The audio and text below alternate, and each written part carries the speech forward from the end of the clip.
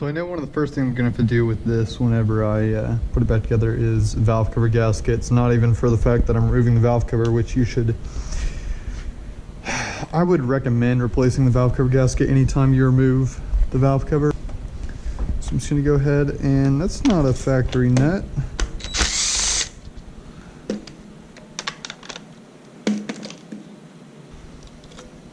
Oh my gosh, this is so clean looking. That's not even sarcasm. Look at that. It's definitely been like acid washed or something in the pit. Look at how there's no amber coloring on that head at all. It's cool, but it's alarming. It means it's, I don't know, maybe had the head resurfaced somewhere so the head gasket blew. It could be worse. So without the timing cover off, it's kind of hard to tell where TDC is. What you can do is just put a dipstick down in the hole so it's sitting on top of the piston. I say dipstick. You just get something that's long enough to touch the top of the piston, and then you get whatever size socket goes on the crankshaft.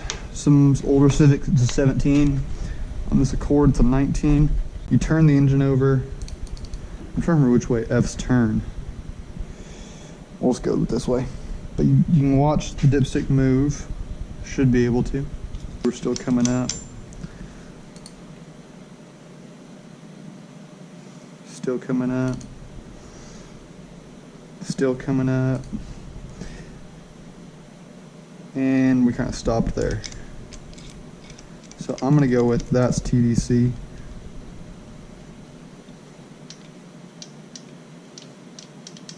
Those are really loose.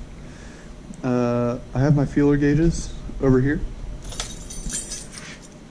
And I'm gonna go ahead and just, I could be completely wrong here, but usually for Hondas, at least somewhat modern ones you have, it's gonna be 10 to 12 thousandths for the intake, or for the exhaust, I'm sorry. And then 8 to 10 for the exhaust, because the exhaust gets hotter so they expand a little bit more and they take up a little more space. So we'll go ahead and adjust these real quick. So to do that, you'll need a 10mm wrench, preferably a close-ended wrench, and a flathead. I went ahead and continued adjusting the valves. Yesterday I literally got chased out of here by a wasp and did not care to continue trying to piss him off by working on my engine. So I went ahead and just adjusted cylinder 1, and in the process I also realized that the F-Series, and probably H as well, they turn counterclockwise. So if you're gonna do valve adjustment or anything of that nature, and you want to go in order of like firing order to cylinder 1, 3, 4, 2, I was coming up with the problem turning it clockwise, that it was going like 1, 2, 4, 3. But I figured it out today. Yeah, so I actually today ordered off of eBay a OEM used AP1 S2000 crank pulley, which you need to fit into an EG. I mean, you can either do that or you can hack off the front pulley part of your balancer. I just went ahead and got an S2K pulley because I got it. I mean, I assume it was a good deal. I don't really dabble in the S2K market that much, but it seemed like a good deal, so I went ahead and bought it because I knew I would need it. So I have that. I also want to do a balance shaft delete on this, so I'm probably going to order KS tuned balance shaft delete and get that done. I can't think of a whole lot else that I'm going to do before I get it running. I see a whole lot of fresh oil, but again, this thing has not ran in quite a while. That actually looks like fresh oil there, so it might have a leak on a seal back there. Actually, I don't think this has a seal back there. So could just be residual oil leaking from somewhere, or just part of the oil pump leaking.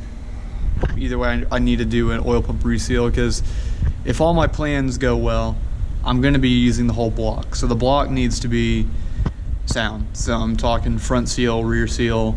I probably don't need balance shaft seals because I'm going to be plugging those with the balance shaft delete kit. It's coming along a lot faster than I thought it would. I'm hoping not to stagnate on it. Yeah, we're looking at it. Got our Bro Performance half shaft bracket on there, and the block is mangled to fit the half shaft. So yeah, I mean it's doing all right, I think. We're here right now, same shop. The F is over there on the engine stand. Right here I have the oil pump. As you can see, I have plugs here because I installed the balance shaft delete kit that was on my H22, and that's the H22 head actually. It's something I'll mess with over time, but I have the oil pump right here, and I'm going to reseal it because it appears that's where it's leaking from. A lot of times if you see a leak on an old Honda engine coming from the front, there's a very good chance it's the oil pump. It has a like silicone that goes all the way around here. I'm going to use Honda Bond. It goes all the way around here, and then it has an O-ring here, an O-ring here, and then in the case of the H and the F on the front, they have one for the balance shaft. So I went ahead and bought all the O-rings for that, and I'm going to be replacing the O-rings and resealing this. And to get to this point, you pretty much just need to have the timing belt off, all the timing belt stuff, crank sprocket mainly. Also, it's a lot easier if you just remove the tensioner, just take it off there. And then the oil pan. And yeah, so that is what I'm actually doing at the moment. I'm gonna go ahead and try to clean most of the carbon out of here, and that part just came out of there, so that's good. But most of the carbon out of all this stuff. And then I'm gonna take some red Scotch-Brite to rough up this surface a little bit. Then I'm gonna go to the block and do the same thing, get all the old Honda Bond off of here, and also add a little bit of texture to it, so hopefully it all seals better. And ideally I don't have an oil pan gasket at the moment, but this is when you want to do your oil pan gasket, because a little bit of the Honda Bond is going to smush right there, and it's great if it seals against the oil pan as well, but I don't have a new oil pan gasket at the moment, so it's just going to have to go without. If you could even hear over that thing clinking against the table. So right now I have the table. It doesn't look like it, but it's decently cleaned off, besides the oil strainer gasket or pickup tube or whatever you want to call it. So I'm going to go ahead and start Scotch-Briting all this, and then go over to the block and do the same thing. Now that's done, get a rag to try to get any debris off the mating surface.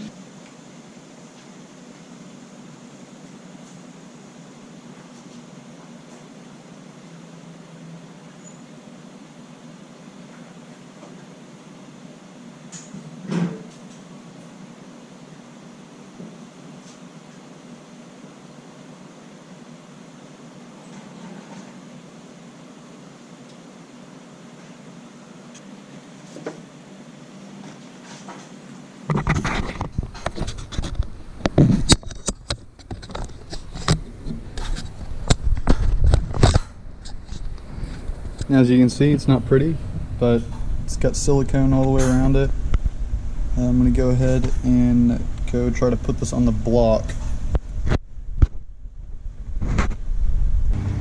Now you want to be careful where you grab this, because all that Honda Bond is on there pretty loosely, and you can grab it and pull it off, and then you'll be having to start over. You don't want to touch the edge of it on anything that it's not supposed to touch. And also you want to make sure your oil pump is lined up with the splines on the crankshaft. It's pretty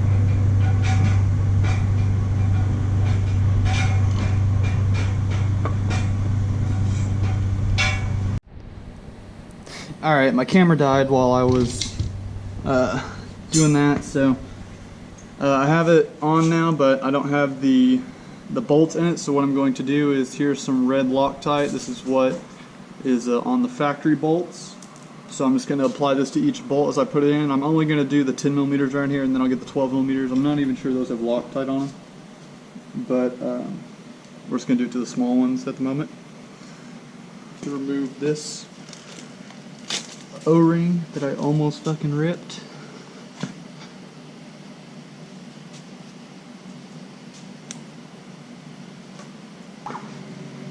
Alright, so now put this O-ring in here.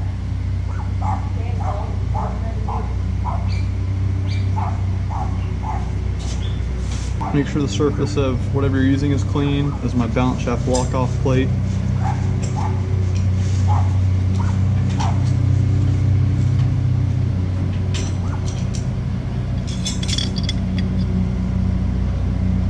So, I think the last video that I left off on was me saying that I was about to paint the valve cover.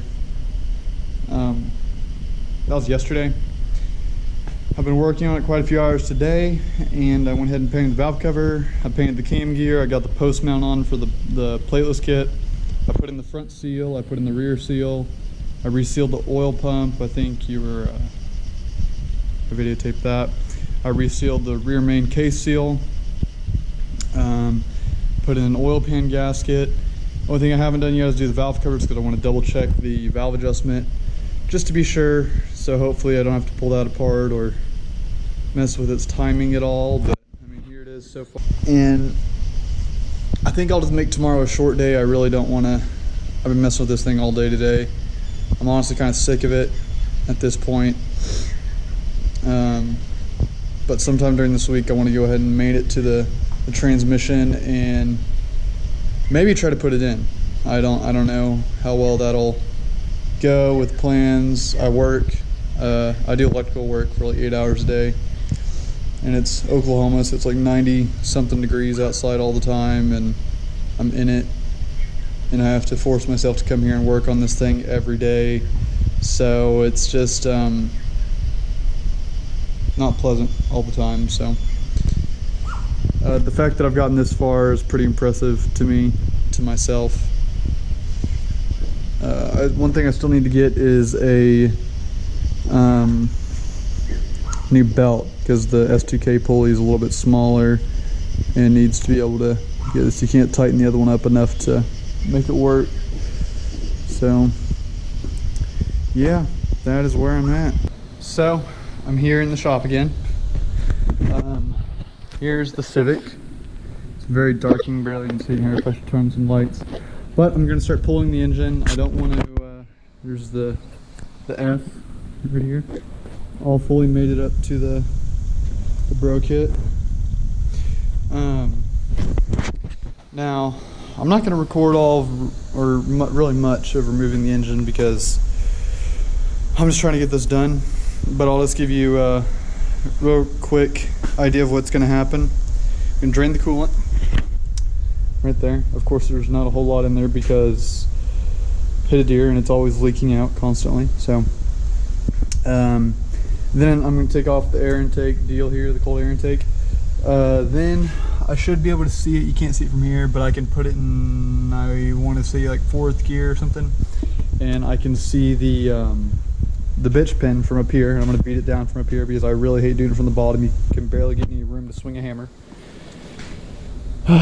Then I guess I'm going to jack it up before all this. Ooh, I forgot I have AC. I'm going to have to discharge the AC.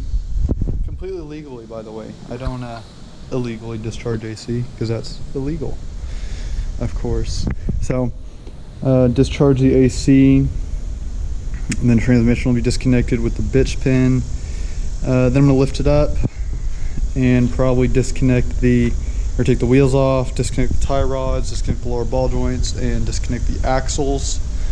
Now with the Prelude, I didn't have access to an axle at the point that I removed it, so I just kind of popped the axles out of the transmission, left them in the hubs. I'm not going to do that with this because I will need to remove them to put B series axles in there. So exhaust, throttle cable will be disconnected. What else? Fuel line, battery, engine harness. And I think around that point we're getting to the engine mounts being removed and the engine being pulled out. So that is where I'm going with this, and I'll try to record some stuff along the way. My battery is actually almost dead on my camera. Again, I have some really poor quality batteries for this, but yeah, so I'm gonna go ahead and start doing that. Hey, I would like to thank you guys for watching. If this video helped you out, let me know by leaving a like. If not, go ahead and leave a comment and let me know what you guys think and what I could have done better. And if you have any questions, feel free to ask them in the comments. I'm glad to help. I try to help out as much as possible. just most of all, let me know what you guys think. And thanks for watching.